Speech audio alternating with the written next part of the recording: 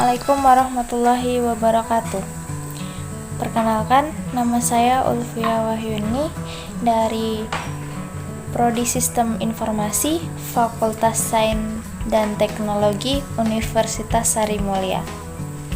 Saya di sini akan mempresentasikan final project saya yang berjudul Rekayasa Perangkat Lunak. Sebenarnya apa sih perangkat lunak itu? Jadi, perangkat lunak atau software adalah instruksi-instruksi yang ditulis oleh manusia untuk mengaktifkan fungsi dari perangkat keras komputer. Sampai di sini paham? Atau masih bingung? Oke lah, mari kita simak penjelasan selanjutnya. Konsep rekayasa perangkat lunak. Rekayasa perangkat lunak adalah suatu disiplin rekayasa yang memberikan hasil abstrak, berbeda dengan elektronika mesin maupun sipil, di mana hasilnya memberikan bentuk nyata.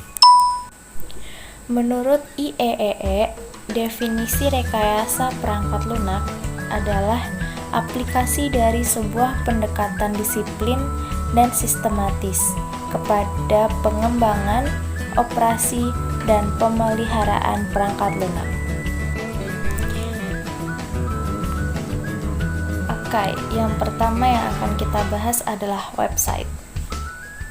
Website atau situs diartikan sebagai kumpulan halaman yang menampilkan informasi yang bersifat statis maupun dinamis, yang membentuk satu rangkaian bangunan yang saling terkait dan terhubung dengan jaringan-jaringan hyperlink.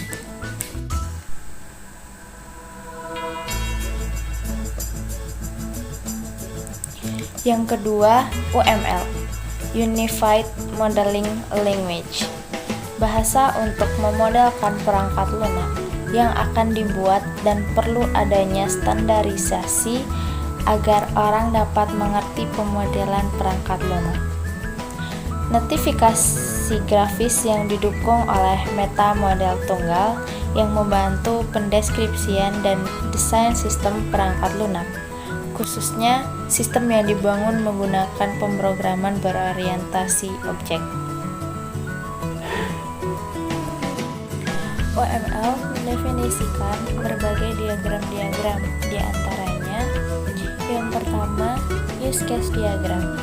Use case diagram digunakan untuk menggambarkan sistem dari sudut pandang pengguna sistem tersebut, sehingga pembuatan use case diagram lebih dititik beratkan pada fungsionalitas yang ada pada sistem, bukan berdasarkan alur atau urutan kejadian. Sebuah use case diagram mempresentasikan sebuah interaksi antara aktor dengan sistem. Yang kedua, class diagram. Class diagram adalah spesifikasi yang akan menghasilkan objek dan merupakan inti dari pengembangan dan desain berorientasi objek. Class menggambarkan keadaan atau atribut properti suatu sistem, sekaligus menawarkan layanan untuk memanipulasi keadaan tersebut. Kelas memiliki 3 area pokok. Yang pertama nama, kedua atribut, dan ketiga metode. Yang ketiga ada sequence diagram, menggambarkan interaksi antara sejumlah objek dalam urutan waktu. Kegunaannya untuk menunjukkan rangkaian pesan yang dikirim antara objek, juga interaksi antar objek yang terdiri pada titik tertentu dalam eksekusi sistem. Yang terakhir ada activity diagram, menggambarkan rangkaian aliran dari aktivitas, digunakan untuk mendeskripsikan aktivitas yang dibentuk dalam suatu operasi, sehingga dapat digunakan untuk aktivitas lainnya.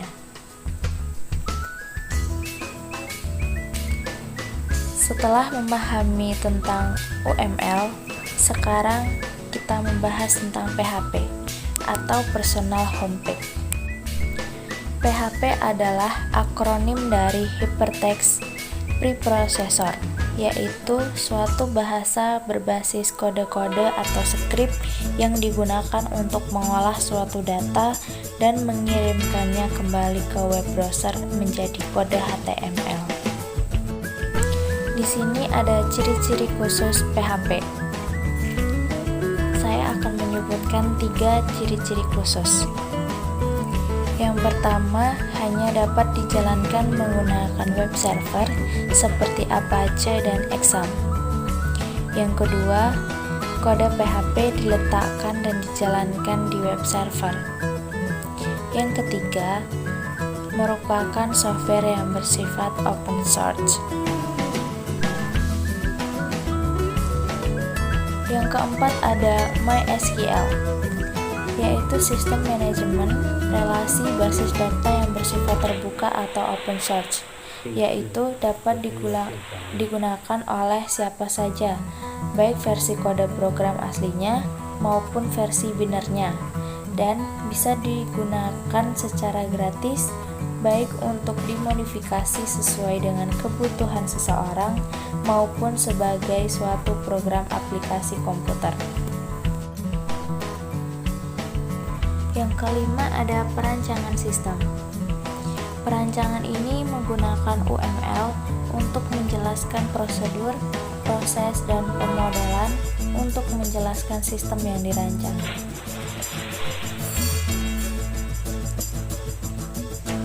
Adapun perancangan OML yang digunakan adalah 1. Use case diagram, menjelaskan aktor yang terlibat dan interaksi yang dilakukan pada sistem. Yang kedua, activity diagram, menjelaskan tentang workflow atau aliran kerja dari sistem yang berjalan pada perancangan sistem. Yang terakhir ada perancangan antarmuka, memudahkan pengguna dalam mengoperasikan sistem yang dibangun. Perancangan antarmuka secara umum terdiri dari yang pertama perancangan struktur menu, kedua perancangan input, dan ketiga perancangan output.